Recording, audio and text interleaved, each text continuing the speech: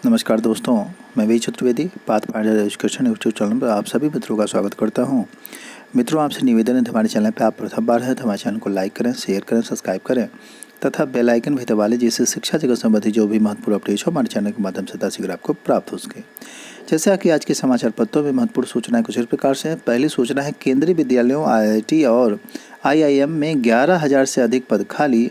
केंद्रीय शिक्षा मंत्री धर्मेंद्र प्रधान ने लोकसभा में एक लिखित जवाब में कहा कि देश भर में केंद्रीय विश्वविद्यालयों में भारतीय औद्योगिक संस्थानों तथा भारतीय प्रबंधन संस्थानों में 11,000 से अधिक संकाय पद खाली हैं। उन्होंने कहा कि देश में 45 केंद्रीय विश्वविद्यालय में से प्रोफेसर, एसोसिएट प्रोफेसर आदि के भी पद खाली हैं। कुल मिलाकर के एक लंबी संख्या है पदों के खाली होने की, जिनको कि भरा जाए तो रोज़गार ज़्यादा से ज़्यादा लोगों को मिल सकता है।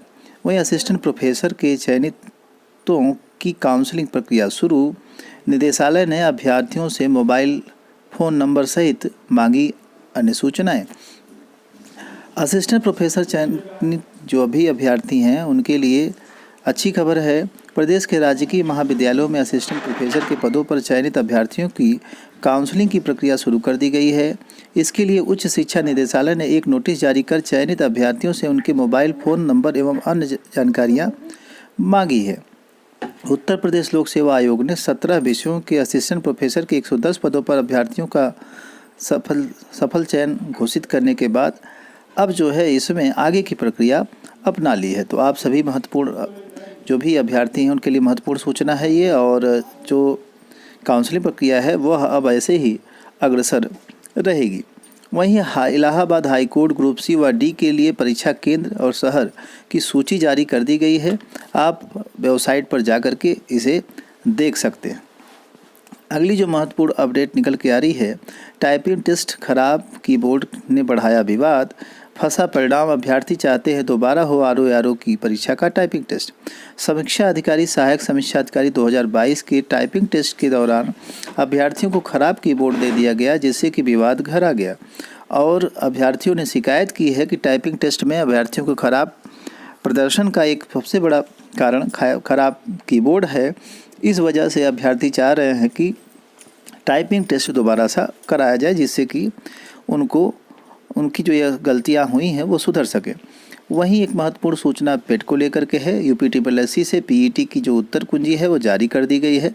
उत्तर प्रदेश अधीनस्थ सेवा चयन आयोग ने प्रारंभिक अर्हता परीक्षा की उत्तर कुंजी का लिंक जारी कर दिया है। आयोग के परीक्षा नियंत्रक के अनुसार अभ्यर्थी 22 दिसंबर तक लिंक में ऑनलाइन जा कर के देख सकते हैं और अपनी शिकायत आदि डाल सकते हैं।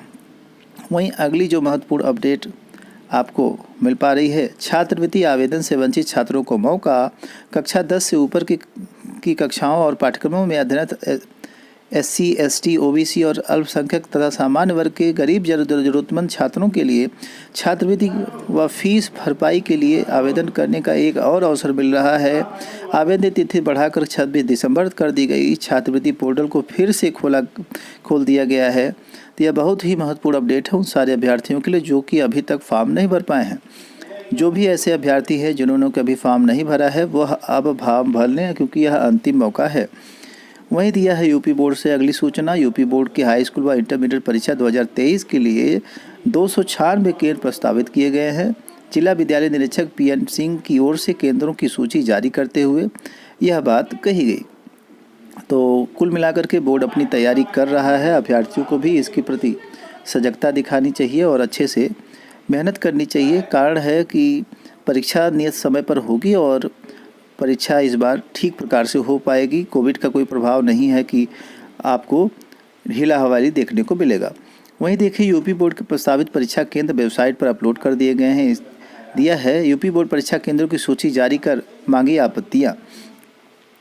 तो यूपी बोर्ड के वे केंद्र जो कि आपत्तिजनक स्थिति में कभी पकड़े गए हों या फिर वहाँ ब्लैक लिस्टेड आदि हों, तो उनसे जो आपत्तियां हैं वो भी मांगी गई हैं कि सूची जारी करने के बाद, या उनकी कोई समस्या है तो उसके लिए भी कहा गया है। वहीं शिक्षक भर्ती में किया गया बदलाव।